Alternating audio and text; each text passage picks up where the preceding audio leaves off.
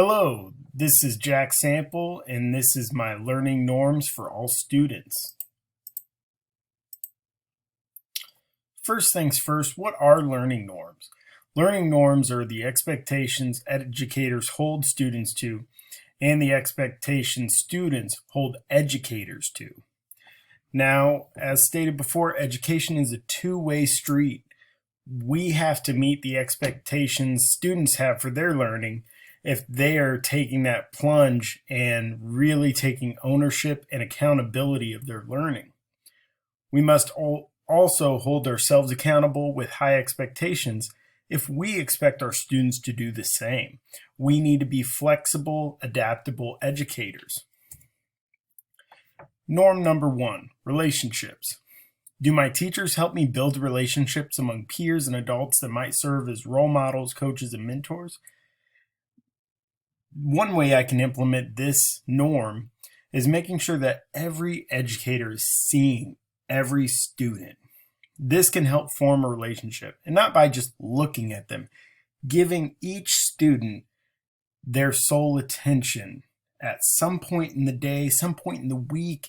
It needs to be weekly at least, and that kid needs to be seen by that educator. This is important. Some kids try to fly under the radar. No, we can't have that happen. We need to build those relationships with all kids. Also, making sure educators are recognizing that they're in it for the students, not the content. While we might enjoy the content we teach, ultimately it comes down to the students enjoying that content and using it in the future. Educators need to make sure that they are saying that to the students, letting them know that they're there for them, not necessarily the content.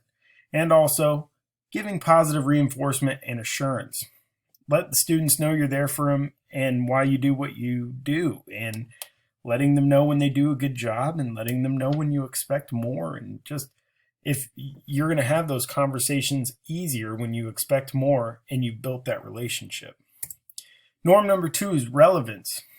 Is my work and learning intertwined with my interest, and do I know how it can contribute to the world?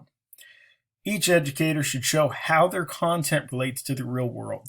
I hear kids ask about math too much. They're always like, when am I going to use this? Well, maybe we as educators and the teachers in the building can show them how they can use that in the future. Make it relevant for the students.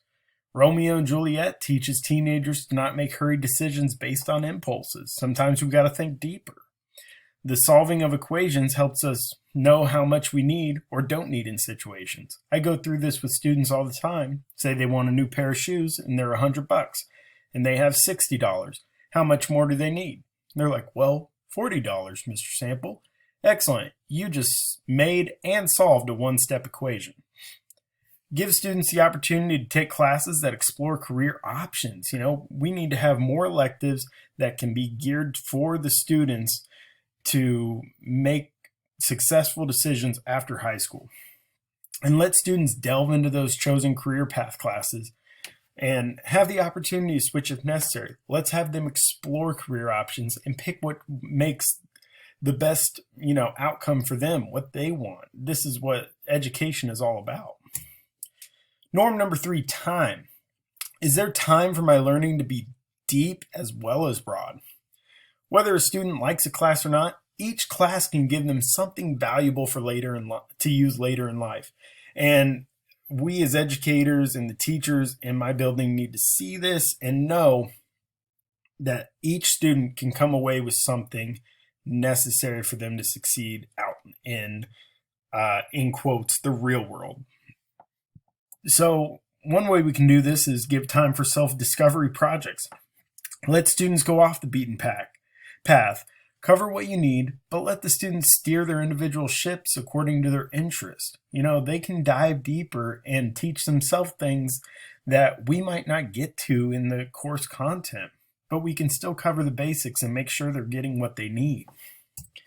Number 4 is timing. Can students learn things in the order that fits their learning styles and interests? Giving students opportunities to pace themselves and study different concepts at different times can help build their interest for that particular subject. This could specifically apply to science, social studies, and even high school English based on different pieces of literature, things that, they might get to, at different times in the year. Also with social studies, if you're going over, the continent of Asia and world geography, maybe they can study about the history at one time, or the different cultures of different countries, and they can hit those at different times based on their interest. It takes a lot of front work from the teachers, but also it could have big payouts for the students and their learning and their liking to the class. If they feel like they're in charge and they want to take that accountability of their learning, we need to let them steer that ship sometimes. And this doesn't always have to be implemented all the time. There are things that students need to learn in order to build off those and learn newer things, especially in math. If they're learning operations of positive and negative numbers, they need to learn that first before they can get into other things such as solving equations, graphing lines, anything like that. So some skills need to be honed for them to be successful. But this is high expectations for the teachers, but we also need to hold high expectations for the students as well.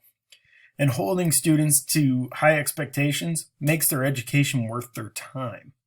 Here's the thing, kids need to be challenged, and the one way we can do that is holding them to high expectations and making sure they're reaching them, figuring out where we need to fill the gaps in order for them to meet those expectations.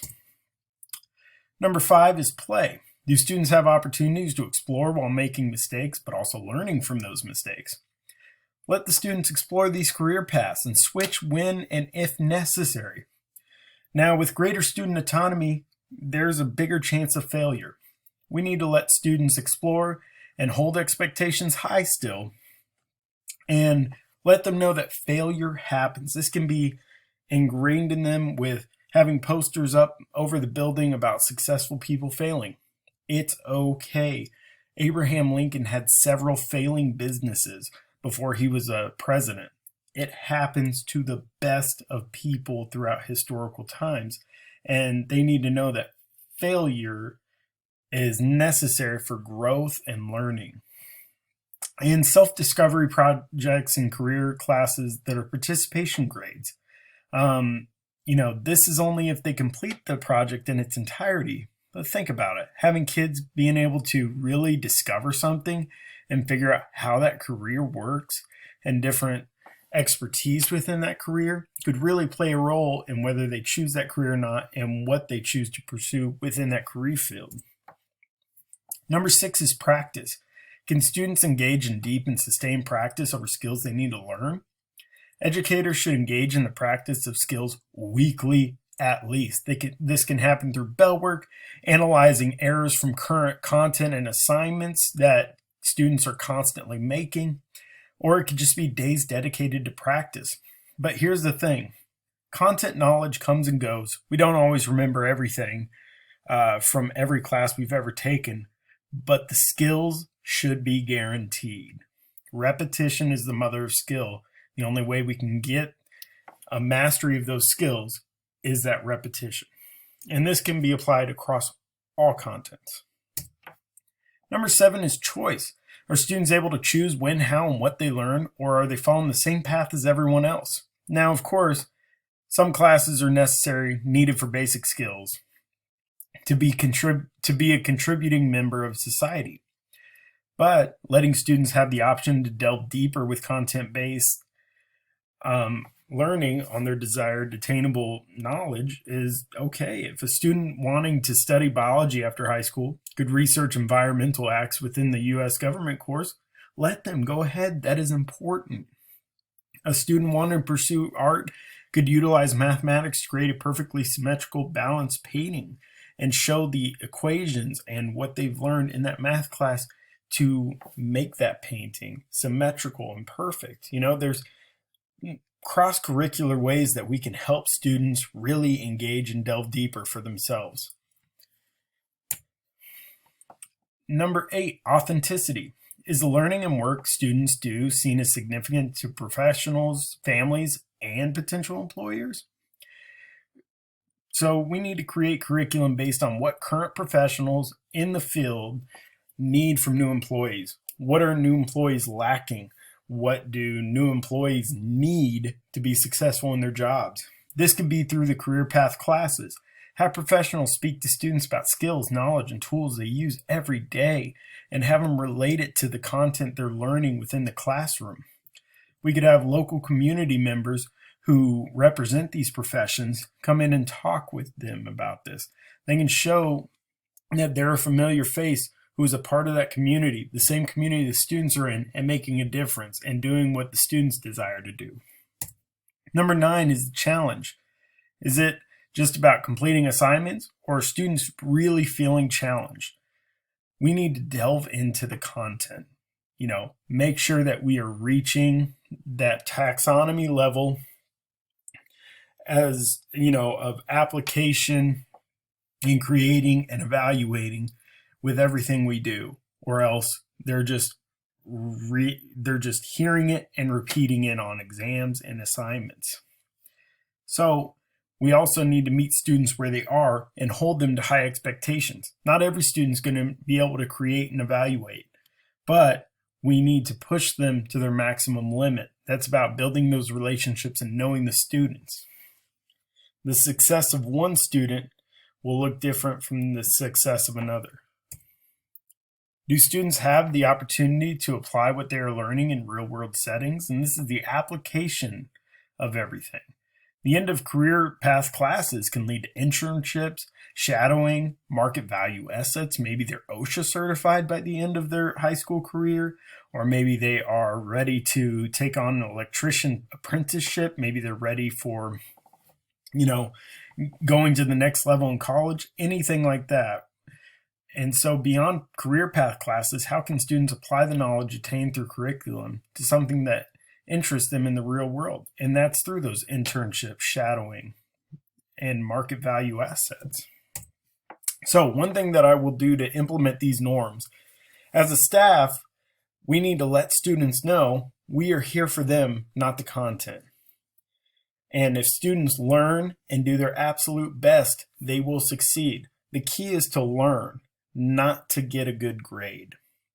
And I know that goes hand in hand in students' minds, but when a kid cheats on an exam or an assignment, it really, really hurts the educational system because it shows they're valuing grades more than the actual learning. And this is something we need to get away from.